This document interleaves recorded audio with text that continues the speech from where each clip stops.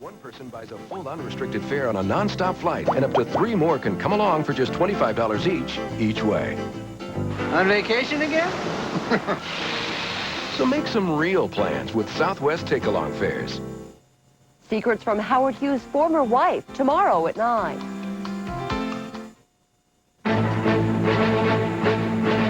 The hundreds of items the FBI found crammed inside Ted Kaczynski's cabin. What they tell us about the Unabomber suspect. 2 Marines are court-martialed. Why they refuse to give the military samples of their DNA. And 2 families and their taxes, each with very different ideas about getting their money's worth. From ABC, this is World News Tonight with Peter Jennings. Sitting in tonight, Forrest Sawyer. Good evening. Tonight we have a clearer picture of the world-suspected Unabomber Theodore Kaczynski inhabited inside his 10 by 12-foot remote Montana cabin. A U.S. District Court judge today released the FBI's 34-page inventory of the cabin's contents, compiled after a 13-day search. More than 700 separate items, everything from a pipe bomb to guns to books and clothing. The list never mentions the word Unabomber, and Kaczynski is so far only charged with a single count of possessing bomb components. But it is the foundation of the case the government hopes to build. ABC's Bob Jameson is in Montana. As authorities completed a fence around Kaczynski's remote cabin today, the court documents show just how much the FBI found inside. The shack was apparently packed to its tar paper roof with items mundane and chilling, squirreled away in dozens and dozens of metal cans, wooden boxes, cardboard containers, envelopes closed with rubber bands, often labeled in Kaczynski's own handwriting. According to the FBI list, Kaczynski seemed to live in a bomb factory. There were the tools, files, drills, saws, tweezers, the chemicals, jars with ammonium nitrate, bags with sodium chloride, powders and glue, a plastic jar with triggering devices, dozens of pipes, bits of metal, nails, screws, bearings, mailing material, and labels. He would be a saver. Number one, he'd like to have it close to him. And number two, he really wouldn't trust anybody else in society to keep these for him. There was also an endless collection of odds and ends. A metal can with a toothbrush, bottle caps, and balls of aluminum foil. A bag with 2 fish hooks. A Sears box containing arrows, but no bow. What Kaczynski saved in his little cabin gave a peek into his reclusive life. 232 books, works on the Bible, a copy of Les Miserables. A brown envelope held something labeled autobiography. A plastic shopping bag contained Kaczynski's driver's license and $32. He saved his school yearbooks in a green plastic bag. In a briefcase, his doctoral degree from the University of Michigan. Agents also listed a container of Trazone, a commonly prescribed antidepressant. And there may have been a hint about the future. One cardboard box contained bus schedules, maps of San Francisco, and addresses of corporate officials. Bob Jameson, ABC News, Helena, Montana. This Friday marks the 1st anniversary of the Oklahoma City bombing. Shortly after the tragedy, President Clinton and Congress vowed to work together to pass anti-terrorism legislation at the earliest possible moment. It has taken a year, but they finally appear to be moving closer to agreement. On Capitol Hill, here's ABC's John Cochran. Survivors and relatives of Oklahoma City victims were relieved today when Republicans said they will pass an anti-terrorism bill this week. I have a hole in my skull, a plastic left eye. The other eye isn't all that good, but folks, I'm alive. And helping pass this legislation, I take personally as one of the reasons God let me live. The bill likely to pass Congress would speed executions by reducing the number of appeals that murderers could make to federal courts. That is the part of the bill Diane Leonard wants the most. Her husband was killed by the blast. Please, please, pass this legislation and be responsible for giving us a safer, stronger America. It is the right thing to do. Reflecting concern about international terrorism, the bill would make it easier to deport foreigners suspected, though not convicted, of terrorism. But the bill falls short of what the Clinton administration wanted, such as permission to use one court order to tap a suspect who uses several phones, especially portable phones. Republicans refused. With the potential for such wiretapping authority being so great that the potential for abuse, we want to operate very carefully in that area. Though the president wanted a tougher terrorism bill, he's sending signals this one is better than nothing and that he will sign it into law. John Cochran, ABC News, Capitol Hill. Overseas tonight, chaos in Liberia in a moment.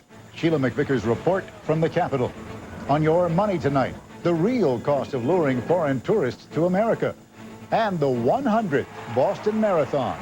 38,000 reasons to run. This is World News Tonight with Peter Jennings, brought to you by Lennox. Don't make things like they used to. Whatever happened to quality? In my day, we cared about craftsmanship.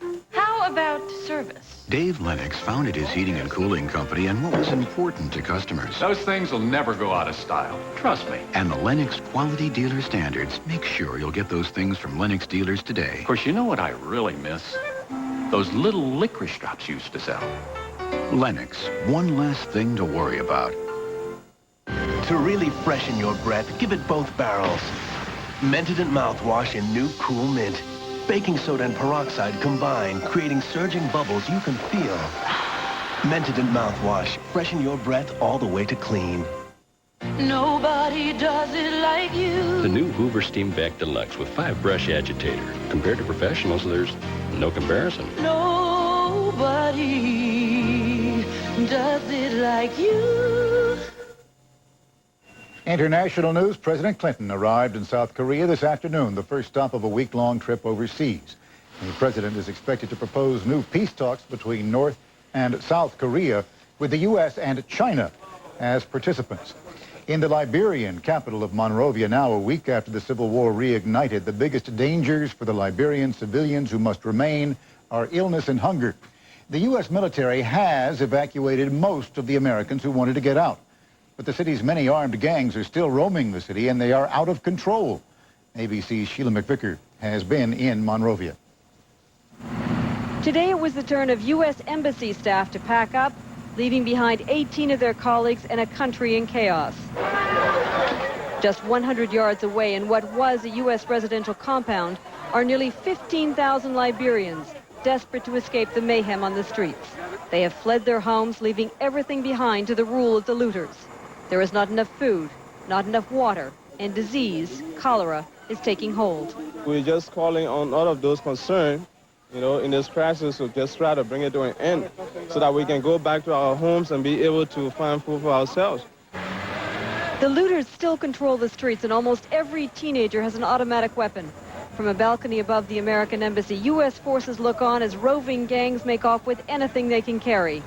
Their mission is to protect the embassy. The looters know there is no other authority that will intervene to stop them. Liberian civilians are powerless. Get them off the street, for God's sake. Get these boys with the arms out of the streets. But the looters are more than armed thugs. They are fighters in this factional battle. One more cycle of violence since the Civil War began in 1990. What passes for government in Liberia finds itself in the midst of a stalemate. One factional leader who was to be arrested has taken civilian hostages and is holed up in a barracks downtown. Other factional leaders say they will not negotiate.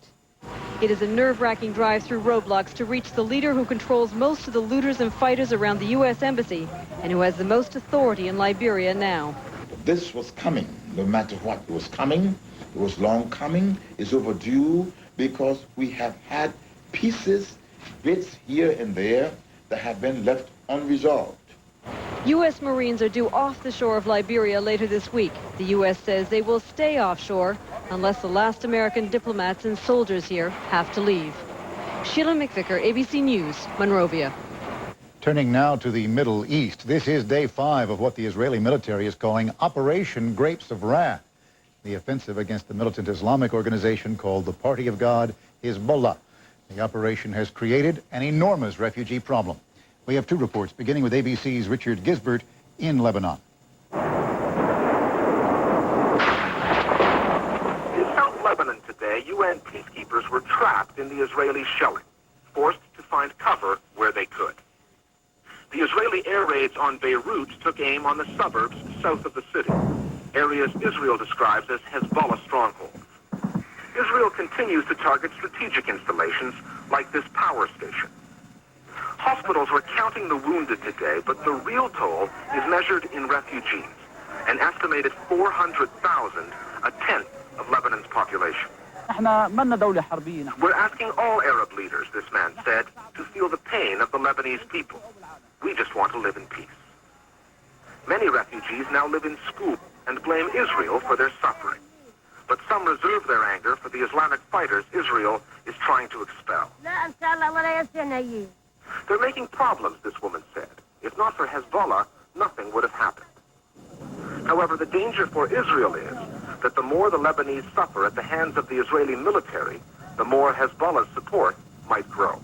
Richard Gisbert, ABC News, Beirut. This is Bill Rediker in northern Israel.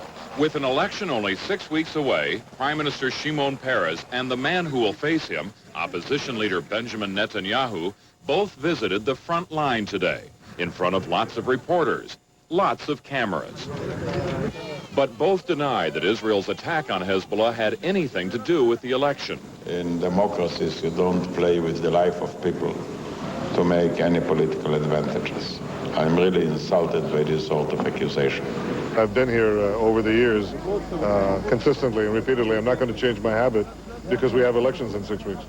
Many political analysts say nonsense. Both candidates understand that in security-conscious Israel, whoever is perceived as the toughest will win. Right now, they say, it's Peres because he launched the attack. But there is no question that those attacks have also provoked Hezbollah. Rockets hit northern Israel again today as the guerrillas threaten to intensify their campaign. Bill Rediker, ABC News, in northern Israel. Ahead, today's court-martial of 2 Marines, the secret they are fighting to keep. With a Pentium processor inside your PC, you have a doorway to fascinating programs like 3D Atlas. For the best of PC software, it's the Intel Pentium processor.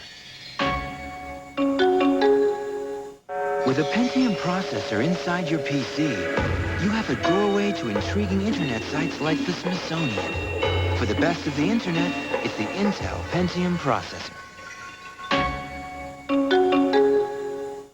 When I was young, Mom was always making sure I ate right. It wasn't always easy. Well, now we're listening to our doctors and taking better care of our health with Ensure. Ensure is recommended #1 by doctors as a source of complete balanced nutrition. More than a vitamin supplement, Ensure has all the nutrients adults need to help stay healthy, active, be energetic. Drink Ensure as a meal. Or in between. Ensure.